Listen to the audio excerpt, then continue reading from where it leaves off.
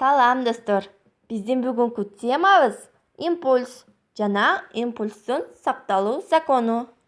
Физика сабагы 10-класс. Импульс деген эмне? Нерсенин массасы менен ылдамдыгынын көбөйтүндүсүнө барабар болгон чоңдукту нерсенин импульсу деп аталат. Нерсенин импульсу вектордук чоңдук. Анын багыты кыймыл ылдамдыгынын багыты менен дал келет.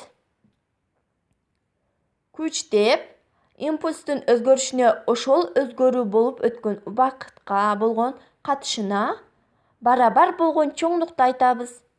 Жаратылыштын маанилүү закондорунун бири импульстун сакталуу закону. Өз ара аракеттенишкенге чейинки импульстардын суммасы аракеттенишкенден кийинки импульстардын суммасына барабар. Мына ушунун өзү импульстун сакталуу закону болуп эсептелинет.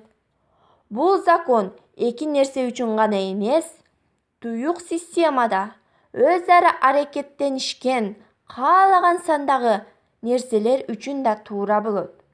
Туюк системаны түзгөн нерселердин импульстарынын геометриялык суммасы бул системанын нерселери өз ара каалагандай аракеттенишсе да турактуу бойдон калат.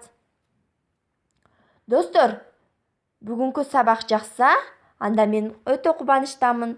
Көңүл бурганыңыздар үчүн чоң рахмат. Даярдаган мен 10-классынын окуучусу Аскарова Айзат.